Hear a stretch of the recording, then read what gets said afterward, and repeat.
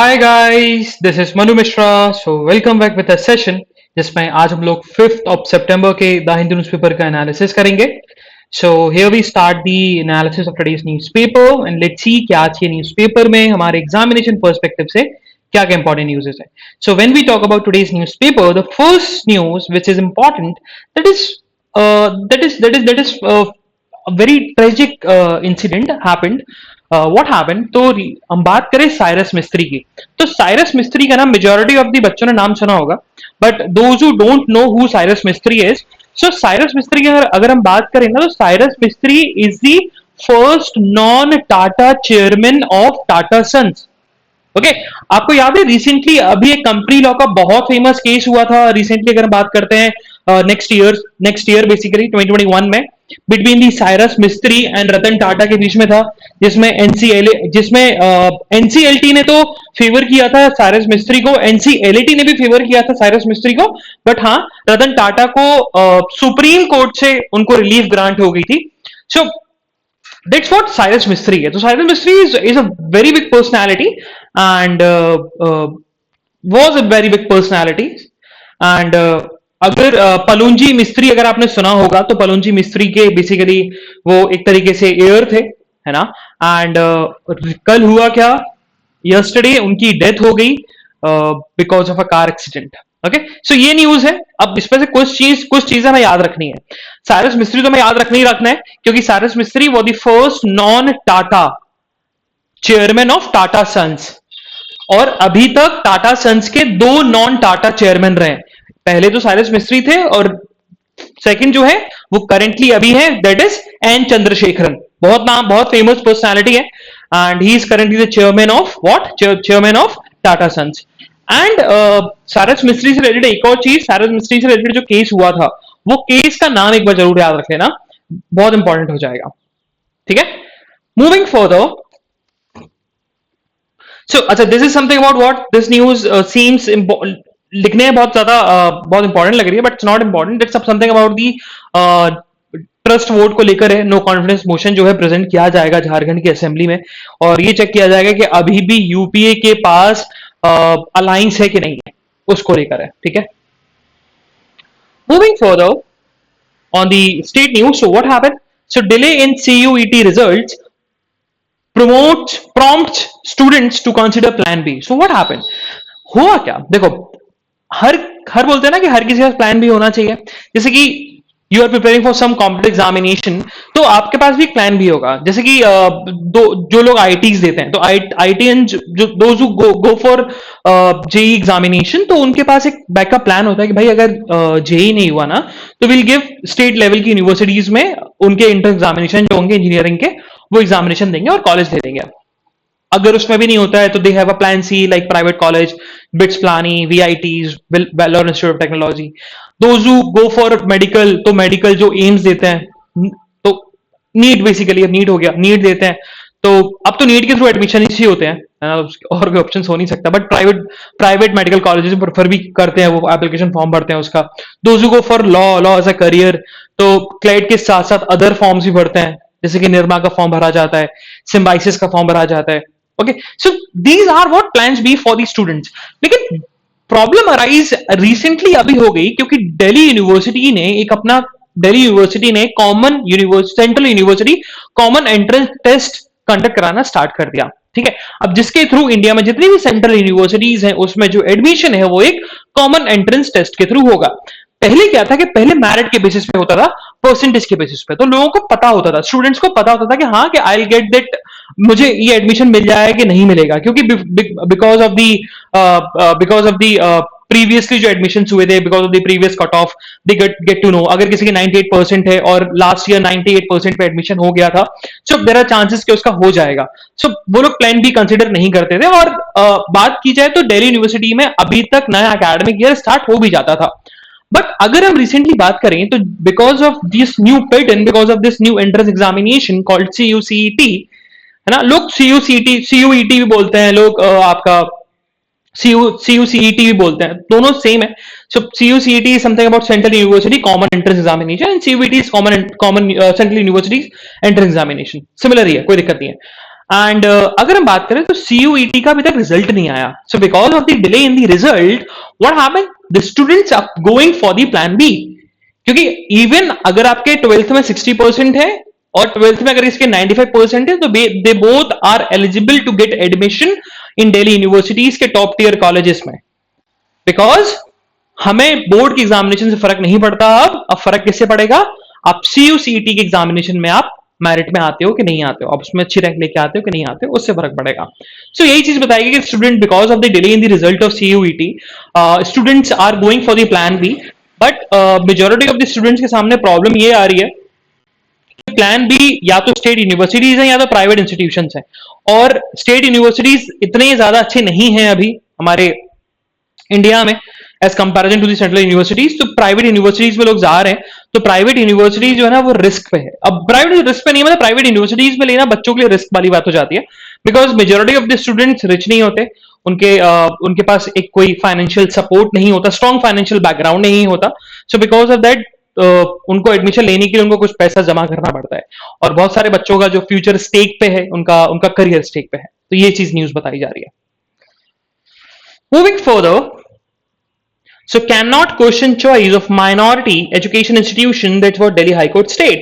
देखो अब यहां ना एक छोटी सी न्यूज है, बड़ी इंटरेस्टिंग सी न्यूज है, जरूर पढ़ना जरूर. एंड हुआ है क्या, दिल्ली हाई कोर्ट ने ना एक रिसेंटली एक बात बोली. सबसे पहले तो एक समझो कि व्हाट माइनॉरिटी इंस्टीट्यूशन मींस, है ना. सबसे पहले तो ये समझना है. देखो, अगर हम हमारे इंडियन कॉन्स्टिट्यूशन की बात करें, है ना, हमारे इंडियन कॉन्स्टिट्यूशन की बात करें, तो इंडियन कॉन्स्टिट्यूशन में आर्टिकल 30, और आर्टिकल 30 अगर मैं बोल रहा हूं तो article 30 comes under the part 3 of the Indian Constitution, which basically talks about what fundamental rights. क्योंकि fundamental rights start from article 12 to article 35. इतना हमेशा याद रखना, fundamental rights are most important part of the Indian Constitution. कुछ चीजें ऐसी हैं Indian constitution में जो हमेशा याद रखनी है. जैसे पार्ट 3 कभी पूछा जाता है कि पार्ट 3 भाई किस चीज से बिलोंग करते हैं, तो part 3 talks about what, fundamental rights. Part 4 DPSP, part 4A बहुत पूछा जाता है, प्रीएम्बल से क्वेश्चंस बहुत आते हैं. तो ये पॉइंट्स ना हमेशा याद रखा करो. और ये इतने इजी पॉइंट्स होते हैं ना कि होता क्या ना कि लोग ना कंफ्यूज हो जाते हैं. Even the toppers got confuse, and because of these silly mistakes they lose their marks. Okay, तो ये हमेशा याद रखना. Majority of the competitive examination में पूछा जाता है. कॉन्स्टिट्यूशन देखा जाए तो part 3 of the Indian constitution is not a part of basically law, कह सकते हैं लॉ से related, but somewhat related to the general knowledge. Polity का ये पार्ट बन जाता है, जनरल नॉलेज से रिलेटेड है. ठीक है, अब अगर हम बात आगे करें तो यहां पर हुआ क्या, अगर माइनॉरिटी इंस्टीट्यूशन, तो आर्टिकल 30 जो है, आर्टिकल 30 बेसिकली फंडामेंटल राइट है जो कि बताता है कि माइनॉरिटी इंस्टीट्यूशन के पास फंडामेंटल राइट है कि वो खुद का एजुकेशन इंस्टीट्यूशंस ना स्टैब्लिश कर सकते हैं और एडमिनिस्टर कर सकते हैं. ठीक है, याद रखना कि minority institutions, let's take example of madrasa. So madrasa is what, तो madrasa is a minority education institutions. So the minority, the Muslims in India are considered minority, so they have the fundamental right that they can establish their own minority education institution and they can also administer. उसमें किसी का भी interference नहीं होगा, state का interference नहीं होगा. Let's take an example. अगर मैं बोलूं कि जैसे प्राइवेट कोई स्कूल है, अब प्राइवेट स्कूल में कुछ रूल्स एप्लीकेबल होते हैं, है ना, बिल्कुल होते हैं, लेकिन अगर स्टेट बाउंड नहीं कर सकता. बट अगर हम बात करें तो जैसे कि सेंट्रल स्कूल्स हैं या सेंट्रल यूनिवर्सिटीज हैं, तो वहां पर फंडामेंटल राइट्स एप्लीकेबल होते हैं. They will come under the definition of article 12, that means state. Okay, so but मदरसा के ऊपर ये चीज एप्लीकेबल नहीं है. जैसे कि अभी रिसेंटली, चलो लाइव एग्जांपल लेते हैं. केरला में अभी इशू क्या चल रहा है, गवर्नर और आपका चीफ मिनिस्टर का. क्यों चल रहा है? Because for the appointment of vice chancellor in the state universities. ठीक है, इसी के लिए चल रहा है. तो अब देखो, स्टेट यूनिवर्सिटी वाइस चांसलर कौन करता है? स्टेट करता है. लेकिन जब हम माइनॉरिटी इंस्टीट्यूशन की बात करते हैं तो माइनॉरिटी इंस्टीट्यूशंस में टीचर कैसे रिक्रूट होंगे, प्रिंसिपल कैसे रिक्रूट होगा, वाइस प्रिंसिपल कैसे रिक्रूट होगा, एडमिनिस्ट्रेटर कैसे रिक्रूट होगा, कौन रिक्रूट होगा, किस रिलीजन का होगा, ये सारा का सारा काम माइनॉरिटी इंस्टीट्यूशन ही करती है. इसमें स्टेट का कोई भी इंटरफेरेंस नहीं हो सकता. स्टेट जुडिशरी किसी का इंटरफेरेंस नहीं हो सकता. So that's what they have a fundamental right. And इसी चीज को लेकर रिसेंटली दिल्ली हाई कोर्ट ने बोला. जो न्यूज है ना, दिल्ली हाईकोर्ट यही बोल रही है। दिल्ली हाईकोर्ट बोल रही है कि अगर माइनॉरिटी ने कोई माइनॉरिटी एजुकेशन इंस्टीट्यूशन स्टैब्लिश किया और वो एडमिनिस्टर कर रही है, तो अगर कोई पर्सन अपॉइंट होता है उस माइनॉरिटी इंस्टीट्यूशन में, तो उसके मेरिट को चेक करना, उसको उसको उसके ऊपर ये चेक करना कि वो उस लेवल का टीचर है कि नहीं है, इस पोजीशन के लिए वो सही है कि नहीं है, ये हमारा काम नहीं रहेगा। मतलब ये जुडिशरी का काम नहीं रहेगा, ना ही ये लेजिस्लेचर का काम, ना ही एग्जीक्यूटिव का काम रहेगा, है ना। हम लोग चेक नहीं कर सकते कि ऑन व्हाट मेरिट ही और she was appointed in the minority education institution. Minority education institution ने अगर किसी को भी अपॉइंट कर दिया तो वो मानना ही पड़ेगा, उस पर हम लोग मेरिट चेक नहीं कर सकते, हम चेक नहीं कर सकते ये पर्सन सही अपॉइंट हुआ या गलत अपॉइंट हुआ। ओके, सो आर्टिकल 30 बहुत इंपॉर्टेंट है, आर्टिकल 30 जरूर याद रखना, ठीक है। चलो moving further, so Tamil Nadu reiterates plea for bench of Supreme Court in Chennai. So what happened? तो कल ना M.K. Stalin जो कि चीफ मिनिस्टर है तमिलनाडु के, उन्होंने ना क्या किया कल, बेसिकली मद्रास हाईकोर्ट के कैंपस में ही डिस्ट्रिक्ट कोर्ट्स का इनॉग्रेशन किया। बहुत सारे डिस्ट्रिक्ट कोर्ट खोले जिससे कि लोगों को प्रॉब्लम्स ना हो। होता क्या है ना कि भाई एक जैसे कि मद्रास हाईकोर्ट की हम बात, जैसे इलाहाबाद हाईकोर्ट की हम बात करें, तो इलाहाबाद हाईकोर्ट आप देखोगे ना, तो इलाहाबाद हाईकोर्ट एक एरिया में एक जगह है और दूसरे पॉइंट पे इलाहाबाद डिस्ट्रिक्ट कोर्ट है। अब डिस्ट्रिक्ट कोर्ट की पिटीशन कहां जाएगी, कहां जाएगी, इलाहाबाद हाईकोर्ट जाएगी ना। अब इलाहाबाद हाईकोर्ट, अब पर्सन को ट्रेवल करना पड़ता है डिस्ट्रिक्ट कोर्ट से, भाई इलाहाबाद हाईकोर्ट ट्रेवल करो, फिर वहां के अलग एडवोकेट से मिलो, अलग एडवोकेट हायर करो, डिस्ट्रिक्ट कोर्ट का अलग एडवोकेट है, हाई कोर्ट का अलग एडवोकेट है, प्रॉब्लम अराइज होती है।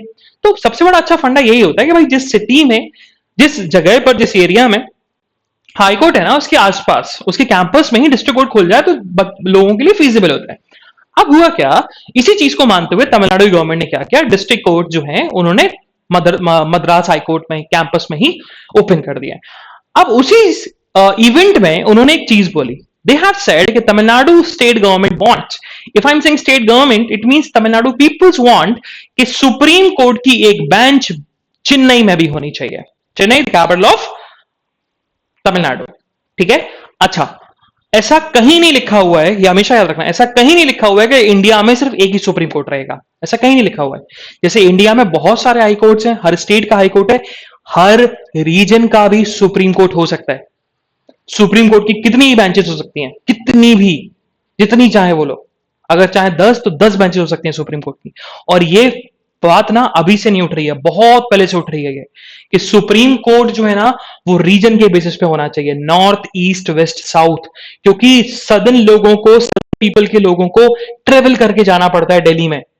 इवन नॉर्दर्नर्स को ज्यादा प्रॉब्लम्स नहीं होती, क्योंकि नॉर्दर्न में होता क्या, नॉर्थ में होता क्या कि नॉर्थ में आप जैसे आपने लॉ किया, so you always go for supreme court कि भाई सुप्रीम कोर्ट में लिटिगेशन करूंगा। बट द पर्सन, उसका जो होम टाउन अगर वो सदर्न पार्ट से है या डाउन साउथ से है, down south down south Kerala and Tamil Nadu का सबसे सदर्न पार्ट, तो वहां से है, तो they prefer what, they prefer the high court, they prefer the Kerala high court, और they prefer the Madras high court, और दे प्रेफर द आपका कर्नाटका हाई कोर्ट, और आंध्र और Telangana high court. Okay, but north Indians के लिए एक लैंग्वेज का कोई प्रॉब्लम नहीं है, कल्चर का कोई प्रॉब्लम नहीं है, so, जिसके चलते दे प्रेफर द सुप्रीम कोर्ट, है ना। और मेजोरिटी ऑफ दी जो आपको एडवोकेट्स मिलेंगे भी, या एडवोकेट्स भी मिलेंगे इन दी सुप्रीम कोर्ट, वो नॉर्थ से ज्यादा बिलोंग करते होंगे। सो इस चीज को लेकर होता है ना, लोगों को प्रॉब्लम अराइज हो जाती है। अब इसी चीज को लेकर तमिलनाडु की ना हमेशा से डिमांड रही है कि एक सुप्रीम कोर्ट की बात सदर्न स्टेट में भी होनी चाहिए, जिससे सदर्न पार्ट्स के जो लोग हैं, सदर्न स्टेट्स के जो लोग हैं, उनको प्रॉब्लम ना अराइज हो, उनको डिस्टेंस प्रॉब्लम ना हो, उनको कम्युनिकेशन गैप ना हो, और उन्हें अपने एडवोकेट्स पे ट्रस्ट हो। क्योंकि मान के चलो उनका केस चल रहा था किसी हाई कोर्ट में, अब वो हाई कोर्ट के एडवोकेट से कम्युनिकेशन कर सकते थे, they know their culture, so उनके ज्यादा फीजिबल था। Now they want to go to supreme court, तो उनके लिए एक नई चीज है, उनके लिए ये पता करना हमारे लिए कौन एडवोकेट सही रहेगा, कौन एडवोकेट सही नहीं रहेगा, यहां बहुत बड़ी प्रॉब्लम अराइज हो जाती है।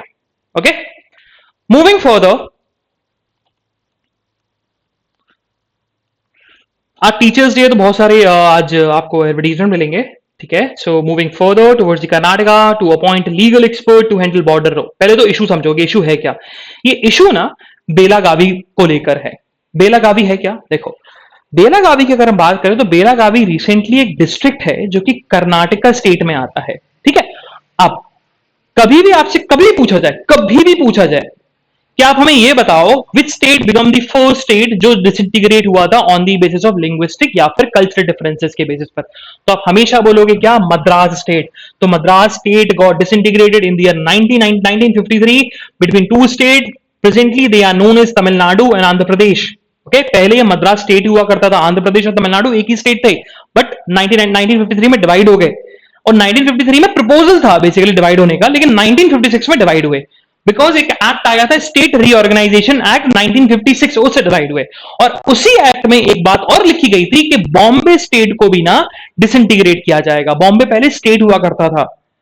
प्रेजेंटली अगर हम बात करें तो Gujarat, Maharashtra and some part of Karnataka, ठीक है, क्योंकि कर्नाटका को उस समय कर्नाटका नहीं मैसूर बोलते थे, ठीक है। तो गुजरात, प्रेजेंट समय का गुजरात, पूरा Maharashtra and somewhat northern part of Karnataka, ये बॉम्बे स्टेट था। 1960 में बॉम्बे स्टेट को डिसइंटीग्रेट किया गया और दो स्टेट बने, एक बना गुजरात, एक बना Maharashtra on the basis of language. लेकिन महाराष्ट्र का कुछ पार्ट ना मैसूर पार्ट में चला गया, मैसूर में चला गया। और एक डिस्ट्रिक्ट था उसमें बहुत फेमस, दैट इज बेलागावी। और बेलागावी में इशू क्या आ रहा है, देखो, जब भी हम बात करते हैं ना, है ना, जब भी हम बात करते हैं तो भाई स्टेट का डिसइंटीग्रेशन जो है, स्टेट के बॉर्डर डिवीजन जो है, किस बेसिस पे होता है, लिंग्विस्टिक के बेसिस पर, लैंग्वेज के बेसिस पर, कल्चर के बेसिस पर। लेकिन अगर हम बेलागावी की बात करें तो बेलागावी डिस्ट्रिक्ट में ना majority, if I am saying majority it means अब 50%, और बेलागावी में 50% से भी ज्यादा, अराउंड 70% से भी ज्यादा जो लोग हैं ना, जो बेलागावी डिस्ट्रिक्ट के रेसिडेंट्स हैं, वो मराठी स्पीकिंग लोग हैं। So on that note, Belagavi should be the part of what, should be the part of Maharashtra, not Karnataka, but वो कर्नाटका का पार्ट है। अब इसी में ना बहुत बड़ा इशू राइज हो गया, क्योंकि बेलागावी में डिस्प्यूट्स हुए, बेलागावी में क्लैशेस हुए on the basis of language, Maharashtrians और कनाडियंस के बीच में क्लैशेस हुए, वॉलेंट क्लैशेस देखने को मिले। सो इसी चीज को लेकर अभी तक 1960 से इशू चलता हुआ आ रहा है। 1960 से एक बार एक कमेटी बनी हुई थी, एक कमेटी ने डिसाइड किया था कि भाई ऐसा करते हैं कि 60% ऑफ द एरिया जो है बेलागावी का वो महाराष्ट्र को दे देंगे, 40% जो है कर्नाटका को दे देंगे। इवन कर्नाटका एग्री कर गया था, बट महाराष्ट्र गवर्नमेंट ने मना कर दिया। महाराष्ट्र गवर्नमेंट ने बोला बेलागावी 100% हमारा ही होगा, क्योंकि वो हमारे लोग हैं। 90% 70% ऑफ द पीपल जो है वो मराठी बोलते हैं, so they belong to Maharashtra, not Karnataka. और इसी चीज को लेकर यहां पर बताया गया कि जो अभी चीफ मिनिस्टर हैं बसवराज बोमई, उन्होंने एक लीगल एक्सपर्ट को अपॉइंट किया है, एंड लीगल एक्सपर्ट बेसिकली जो बेलागावी बॉर्डर रो को हैंडल करेगा। मूविंग फर्दर, सो राजा महेंद्र वर्मन, अच्छा ये न्यूज जो है ना वो हमें नहीं पढ़नी है, but what we need to understand, who is Raja Mahendra Varman. So Raja is a title, the name of the person is Mahendra Varman, ठीक है, महेंद्र वर्मन फर्स्ट। देखो, राजा महेंद्र वर्मन जो है वो पहली बात तो किस डायनेस्टी से बिलोंग करते हैं, सबसे पहली बात तो ये याद रखनी है। तो he belongs to which dynasty, बहुत इजी है, Pallava. Which dynasty, Pallava dynasty. अब थोड़ा पल्लव के बारे में समझो। देखो, इंडियन हिस्ट्री में ना पल्लव डायनेस्टी को लेकर ना कोई ऐसी क्लैरिटी नहीं है कि who is the founder of Pallava dynasty, ऐसी कोई क्लैरिटी नहीं है। बस हाँ ये पता है कि किस डायनेस्टी में फेमस हुए थे। और सबसे मोस्ट फेमस किंग, सब देखो हर डायनेस्टी का ना एक फेमस किंग होता है, एक या दो फेमस किंग होते हैं। जैसे मुगल एम्पर की अगर हम बात करें तो मुगल एम्पर में बहुत सारे फेमस हैं, बट अकबर का बहुत ज्यादा नाम आता है, अकबर का, औरंगजेब का बहुत ज्यादा नाम आता है, बिकॉज उन्होंने अपने टेरिटरीज को एक्सपेंड किया। उन्होंने अपनी टेरिटरी लूज नहीं करी, बल्कि अपने एम्पायर को एक्सपेंड किया है। ठीक है, तो पहले इसी बेस पे, जैसे मराठा एम्पायर की बात करते हैं तो मराठा एम्पायर में हमको दो बहुत बहुत फेमस नाम आते हैं, शांभाजी और शिवाजी, मतलब शिवाजी और शांभाजी, क्योंकि इन्होंने टेरिटरी को एक्सपेंड किया। उसके बाद जो आए वो किंग्स आए, या मतलब छत्रपति आए, उन्होंने अपनी टेरिटरी श्रिंक होती गई उनकी। सो या अगर हम उनकी बात करते हैं, आपके क्या बोल सकते हैं, कौन सी डायनेस्टी,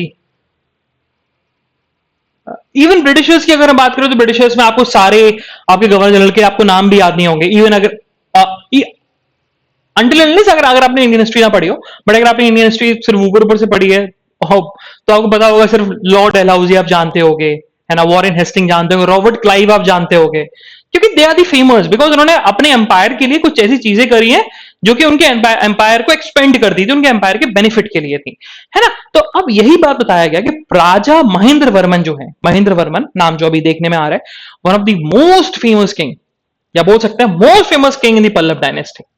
ठीक है। अब पल्लव डायनेस्टी रिलेटेड एक चीज और पढ़ लेना कि उनकी कैपिटल जो है वो कांचीपुरम है। महाबलीपुरम सुना है? महाबलीपुरम तमिलनाडु में जो है, महाबलीपुरम को उन्होंने बिल्ड किया था। कांचीपुरम उनकी कैपिटल थी। कांचीपुरम सुना होगा, कांचीपुरम साड़ी सुना होगा आपने। So Kanchipuram is the capital of, was the capital of Pallava dynasty. And Mahabalipuram जो है वो ही वहां पर एक टेम्पल है, वहां पर बहुत सारी जो कंस्ट्रक्शन है वो उन्हीं ने बनवाए हैं। Okay, moving further on the editorial page. So when we talk about what is editorial, the first editorial which seems important, that's about the cohesion as conversion. देखो, अच्छा लिखने में लग, दिखने में ये हेडलिंग से देखो तो लग रहा है ना कि भाई ये तो यार ये रिलीजन कन्वर्जन की बात कर रहा है, but that's not about religion conversion. This is something about the gender identity को लेकर। एक हमने एक चीज सुनी है, व्हाट, LGBTQIA+, ये आपने समझ लिया, ये तो आप जानते हो कौन होते हैं। तो दी पर्सन जिन्हें अपनी जेंडर आइडेंटिटी में प्रॉब्लम होती है, देखो होता क्या है ना कि ऑन दी फिजिकली वो मैन या विमेन होते हैं, बट अंदर से जो है उनकी फीलिंग्स, उनके इमोशंस उनके डिफरेंट हो जाते हैं। सो तो यही चीज बताई गई कि LGBTQI जो प्लस कम्युनिटी है ना, होता क्या है कि उनका ना फोर्स कन्वर्जन कराया जाता है bye their parents, bye their family members. और इस फोर्स कन्वर्जन को ना बहुत सारे बहुत सारे बहुत सारे बहुत सारे बहुत सारे बहुत सारे लैंग्वेजेस में बेसिकली बताया जाता है कि ये थेरेपी है, कन्वर्जन थेरेपी है। और ये कन्वर्जन थेरेपी बहुत सारे कंट्रीज में लीगल है। लेकिन कल हुआ क्या कि नेशनल मेडिकल काउंसिल ने क्या किया, एक बहुत मेजर स्टेप लिया और एक अनदर लेयर ऑफ डिस्क्रिमिनेशन जो होता था LGBTQIA+ कम्युनिटी के साथ, उस डिस्क्रिमिनेशन को हटा दिया। Now what national medical commission has stated, अगर कोई कन्वर्जन थेरेपी करवाता है ना, तो वो प्रोफेशनल मिसकंडक्ट होगा। एंड उन्होंने स्टेट मेडिकल काउंसिल को एम्पावर किया कि अगर कोई गाइडलाइंस को ब्रीच करता है तो उनके अगेंस्ट डिसिप्लिनरी एक्शन लिया जाए। क्योंकि there are many cases in India जहां पर LGBTQIA+ कम्युनिटी के जो लोग हैं, उनकी यंग एज में उनके साथ उनके ऊपर ये कन्वर्जन या रेपरेटिव थेरेपी कराई जाती है, जिससे उनके सेक्सुअल ओरिएंटेशन को चेंज किया जाए या जेंडर आइडेंटिटी है उनको चेंज किया जाए बाय फोर्स। और उस थेरेपी में ना इलेक्ट्रिक शॉक दिए जाते हैं, आपके साइकोमैटिक ड्रग्स दिए जाते हैं, वायलेंस किया जाता है उनके साथ। That's lead to trauma, that's lead to depression, anxiety, और बहुत सारे लोग सुसाइड भी कर लेते हैं। ये चीज बताई गई।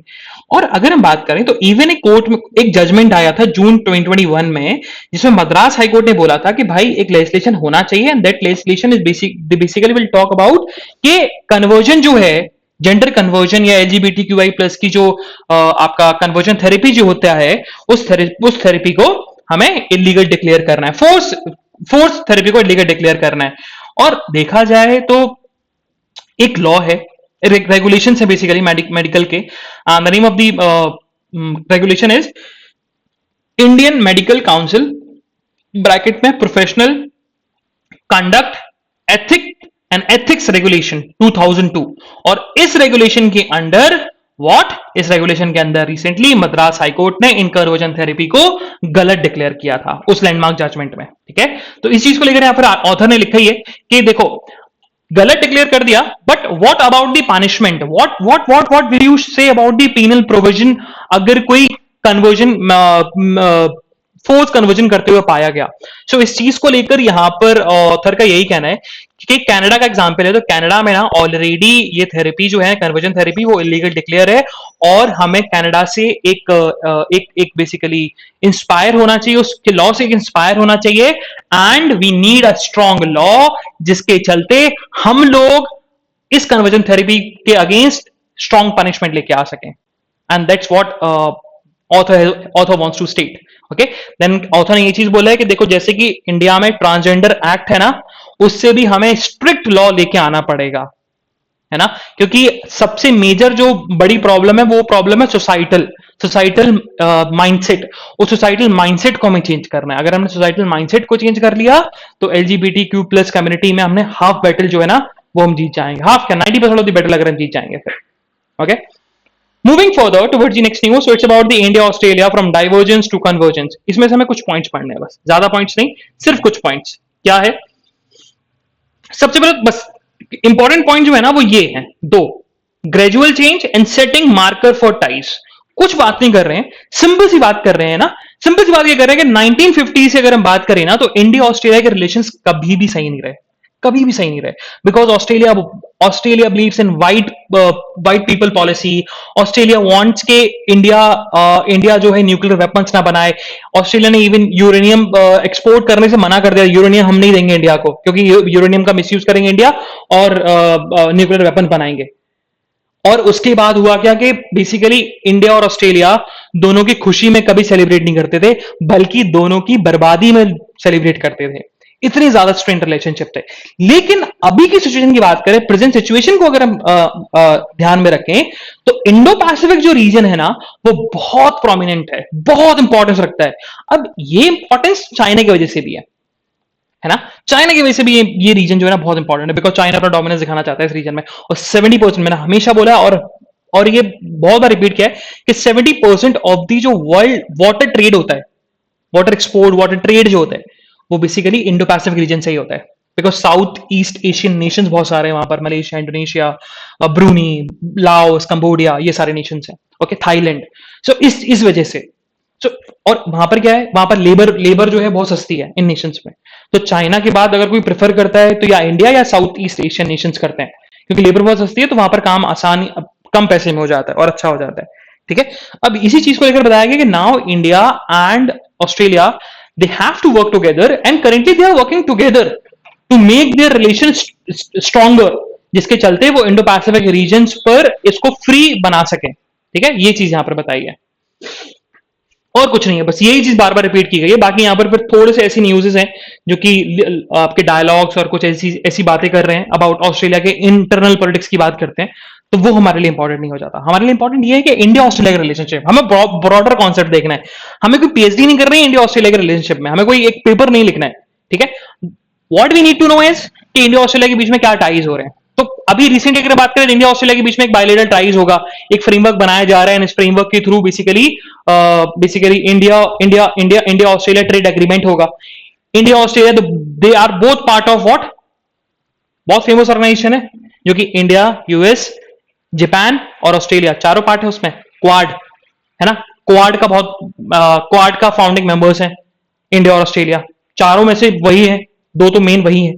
तो ये चीज है, तो इंडिया ऑस्ट्रेलिया को साथ आना पड़ेगा अगर उन्हें चाइना को काउंटर करना है और इंडो पैसिफिक रीजन को फ्री एंड फेयर बनाना है। ये चीज बताएगा, बाकी ये नहीं पढ़ना है, बिल्कुल नहीं पढ़ना है, क्रॉस करो इस पर, सिर्फ दो चीजें। Moving further, same goes with, हमने से इंडिया ऑस्ट्रेलिया का पढ़ा, this is about India Bangladesh. अब इंडिया बांग्लादेश को लेकर सबसे पहले तो ये पढ़ो इशू क्या है। इशू ना सिर्फ एक है इंडिया बांग्लादेश को लेकर, वो क्या है, तिस्ता रिवर। बाकी सारे इशू रिजॉल्व हो गए, सारे इशूज। हाँ, एक इलीगल इमिग्रेंट का जो बहुत बड़ा इशू है वो हमेशा चला आ रहा है। 2015 में ना बॉर्डर इशू थे, बॉर्डर इश्यूज का मतलब बेसिकली टेरिटरीज इशू थी।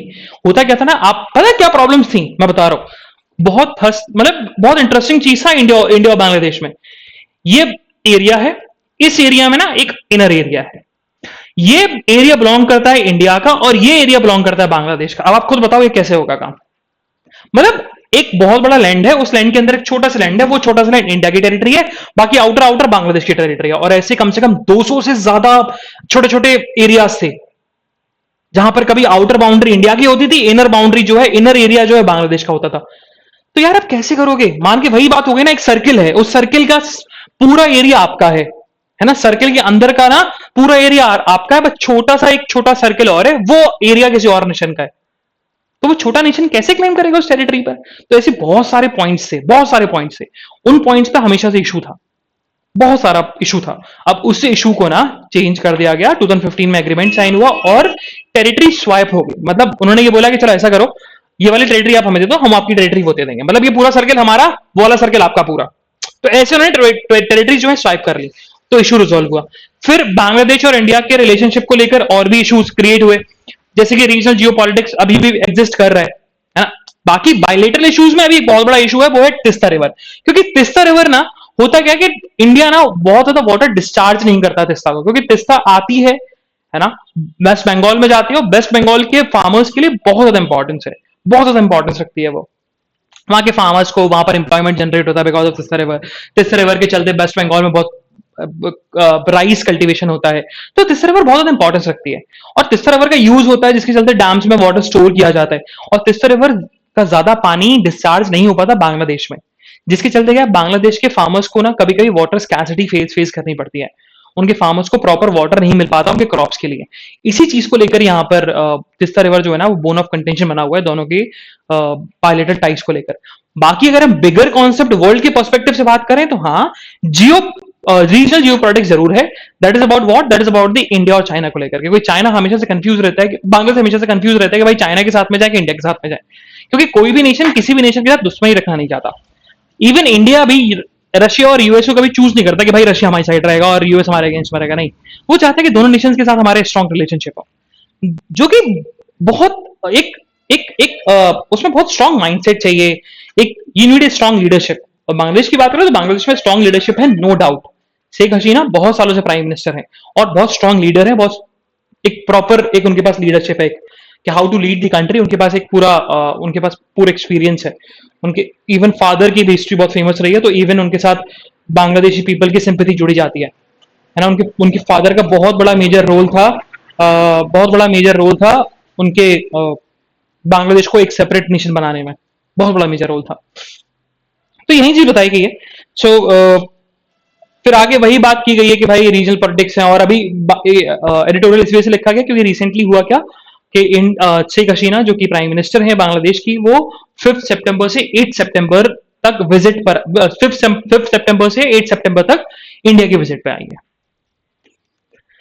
Moving further on the text and context, तो टेक्स्ट एंड कॉन्टेक्स्ट में ना यहाँ जो बात हो रही है वो इंटरनेशनल मॉनिटरी फंड की बात हो रही है। इंटरनेशनल मॉनिटरी फंड का स्टाफ लेवल एग्रीमेंट की बात हो रही है, क्योंकि रिसेंटली आईएमएफ ने अभी स्टाफ लेवल एग्रीमेंट किया है श्रीलंका के साथ। इसमें ना सिर्फ एक चीज इंपॉर्टेंट है कि what is staff level agreement is. तो स्टाफ लेवल एग्रीमेंट क्या है, वो सिर्फ इतना ही पढ़ना है, what is staff level agreement, बस और कुछ नहीं पढ़ना है आपको। ठीक है, सिर्फ ये वाला, बाकी ये सारी चीजें नहीं पढ़नी है, ये बिल्कुल नहीं पढ़ना है। बस ये पढ़ना है कि what is staff level agreement is. खुद पढ़िए, बहुत ईजी है, मतलब ऐसा कुछ समझाने वाला है नहीं। Moving further on the national news, what happened, वही हसीना की विजिट की बात हो रही है। शेख हसीना जो है विजिट पर आई है and they will both nation का जो फोकस रहेगा वो वाटर शेयरिंग को लेकर रहेगा। Water sharing of which river, Teesta river. ठीक है, अब आज आपका एक टास्क रहेगा, द टास्क इज अबाउट कि तिस्ता रिवर का ओरिजिन पता करोगे। तिस्ता रिवर की मेजर क्या बोल सकते हो, क्या रिवर्स होती है वो, डिस्ट्रीब्यूटरीज होती हैं। एक और होता है ना अपोजिट टर्म, एक तो डिस्ट्रीब्यूटरीज होती हैं, और जो रिवर जाके जो ऐसी रिवर्स जो मेजर रिवर्स में जाके मिल जाती हैं। हम just forwarding the term right now. जैसे गंगा के लिए यमुना है, गंगा के लिए गोमती है, तो वैसे ही आपके कोसी है जैसे गंगा के लिए। क्या बोलते हैं उस टर्म को, मैं भूल गया हूँ। एक तो डिस्ट्रीब्यूटरीज होती हैं और उसका अपोजिट टर्म जो होता है ना, वो पता कर रहे हैं, major tributaries sorry. So what, just write down in the comment box कि तिस्ता रिवर कहाँ से ऑरिजिन होती है, जहां से ऑरिजिन होती है तो उस जगह का नाम क्या है, और उस एरिया में तिस्ता रिवर को किस नाम से बोला जाता है, and the major tributaries of Teesta river. और तिस्ता रिवर इंडिया में किस किस स्टेट से निकलती है, ये बहुत इंपॉर्टेंट है। ठीक है, चलो। सो हमारे डिफेंस मिनिस्टर जो है वो 3 दिन की विजिट पर हैं मंगोलिया में। ठीक है, ये लिख लेना। Moving further, national politics news है, बिल्कुल एक बार में स्किप करो। चलो, on the national news, what happened, dark sky reserve to come up in Ladakh. यहां पर ना इंडिया ने ना क्या किया, इंडिया ने एक हिमालयन चंद्रा टेलीस्कोप सेटअप किया है। कहां पर, एट हैनल पे। हैनल क्या है, हैनल जो है 4500 मीटर अबव है सी लेवल के in the area of Ladakh, and it will considered is regarded as a one of the world most optical site for astronomical observation. Telescopes जो है लगाया गया है, उस चीज को लेकर बताया कि रिसेंटली जो department of science and technology है, उन्होंने फर्स्ट डार्क स्काई रिजर्व जो है हैनले में सेटअप किया है। इतना पढ़ना है बस। मूविंग फर्दर, इकोनॉमिक न्यूज नहीं पढ़नी है ऑन द वर्ल्ड न्यूज। सो हमें आज पता लग जाएगा कि यूनाइटेड किंगडम का नया प्राइम मिनिस्टर कौन होने वाला है। सो दो में से कोई एक होगा, या तो इंडियन ऑरिजिन के ऋषि सुनक होंगे, या फिर लिज ट्रूस होंगे। ठीक है, लेडी हैं लिज ट्रूस, या तो वो होने वाली हैं। सो बराक ओबामा एमी अवार्ड जीते हैं बिकॉज उन्होंने एक डॉक्यूमेंट्री में नरेशन दिया था, है ना। The name of the documentary बहुत याद रखना, बहुत इंपॉर्टेंट है, पूछ लिया जा सकता है। That is our great national parks. That's the name of the documentary, लिख लेना एक जगह, आर ग्रेट नेशनल पार्क्स में उन्होंने क्या किया, उन्होंने अपनी नरेशन दी थी। So because of the narration he got the what, Emmy award. और एमी अवार्ड बहुत ज्यादा प्रोमिनेंट है in the music industry. Okay, so this is the analysis of today's newspaper. हम लोग कल फिर मिलेंगे with some exciting news, some exciting current affairs. तब तक के लिए bye bye, have fun and enjoy your day. Bye bye guys.